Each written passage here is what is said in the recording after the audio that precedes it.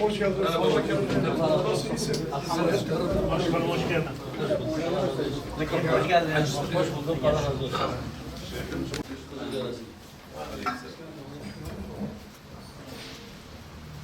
Önce de sık sık المجلس ام هم وكيل اسطنبول ابن هم وكيل همشري خوي بدر ابن وهم ان شاء الله ما وكيل مملكته وكيل سيرتي واي باطمان جي وهم جي عليك وجبركو صفات جنرال başkan تيجي حوالا تسليم مكري bu münasebeti burası am lazım بحمي ولايتها حشبيه ولايتها ام على قدر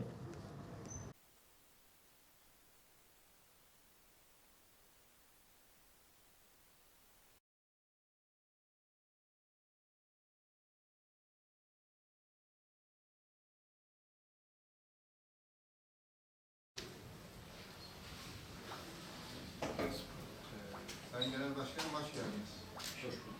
Hepiniz hoş geldiniz. Hoş bulduk. Bu defa Aleykümselam. Başkanım hoş geldin.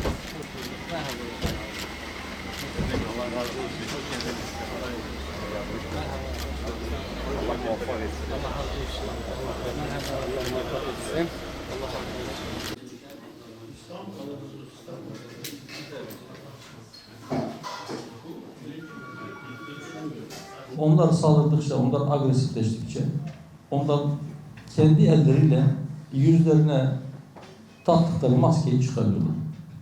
Millet onların gerçek yüzünü görmeye başladı. Bir kez daha gördük ki onlar idare makamına gelirlerse kendilerine benzemeyenlere hayat hakkı tanımayacak. Hukuk diyorlar, hukukun üstünlüğü diyorlar. Biz Erdoğan'a destek verdiğimiz için katiller meclis ediyor. Ve Allah'tan korkmaz. Sen hukuk diyorsun. Elinde bir delil varsa katil olduğumuza dair şu andaki mevcut kanunlar belli bir sürenin üzerinde ceza alanların milletvekili adayı bile olamayacaklarını söylüyorlar. Niçin elinde delil var da gidip seçim kurullarına itiraz etmedin madem bizden bu kadar rahatsın? Değilse niye bu iftiralar ediyorsun? Bugün de işte söylüyorlar. Bunlar şuna karşı, buna karşı, şuna karşı, buna karşı. Yok bizim 11-12 yaşındaki kızlarımızı biz sokaklara çıkarmaya korkuyoruz. Gören sanki diyecek ki ikinci turdan Recep Tayyip Erdoğan çekilmiş, 2 tane aday var, bir tanesi Kılıçdaroğlu, bir tanesi Yapıcıoğlu. Böyle konuşuyor. Yani cidden hala saldırıları böyle. Şimdi eğer sizin gayeniz, birinci turdaki gayeniz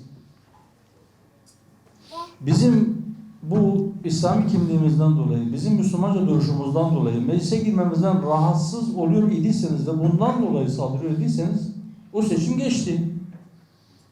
4 kardeşimiz adaydı. Elhamdülillah 4'ü de meclise gitti. Şimdi siz diyorsunuz ki bunlar anayasayı değiştirecek. Ya anayasaya göre anayasayı değiştirmek için 4 değil, 400 milletvekili gerekiyor. Biz 100 değiliz ki.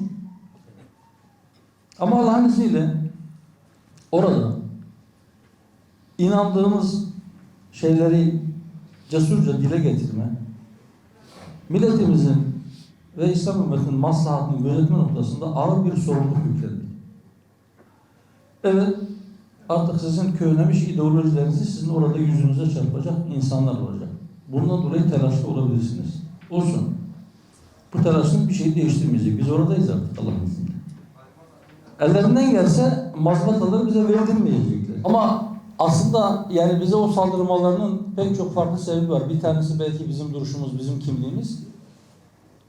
Fakat asıl sebebi şu anda özellikle ikinci turdan sonra saldırıların sebebi şu.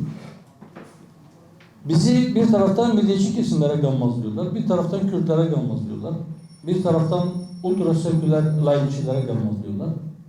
Birine diyorlar ki bunlar Kürt katili, öbürüne diyorlar ki bunlar Kürtçü bölücü, diğerine diyorlar ki bunlar işte anayasanızı değiştirecekler, şöyle yapacaklar, böyle yapacaklar. Yani ne varsa bütün tuşlara beraber basıyorlar. Birisi geçen bahsetti, diyor ki benim yaşlı babam mı dedem ben şimdi tam hatırlayamadım orayı. Köyden şehre gelmişler diyor. Eve dışarı çıktıktan sonra eve döndüğünde diyor bütün zillere basıyor. Diyor ki baba niye öyle yapıyorsun? Komşular rahatsız oluyor. Olsun diyor biri açmazsa ötekisi açar. Şimdi onlar da bütün zillere basıyorlar. Kürt Mahallesi'nin ziline basıyorlar.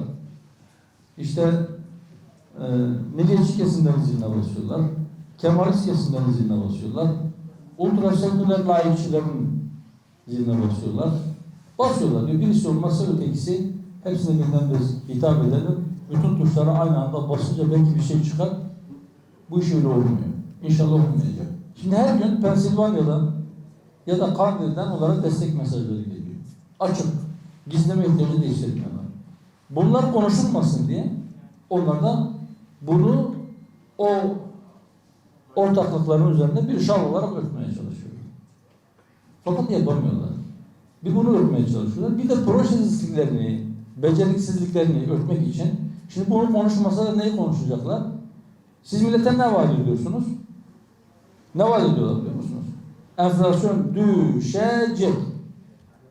Suriyeliler gidecek. Bilmem falanca şey. Şöyle olacak. Nasıl olacak peki? Nasıl yok? Niye? Çünkü heybede bir şey yok.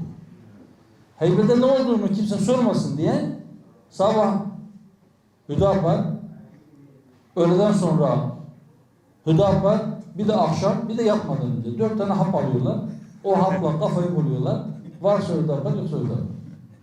Milleti de bu şekilde kendi becerisizliklerini sorgulamasınlar diye bununla meşgul ediyor.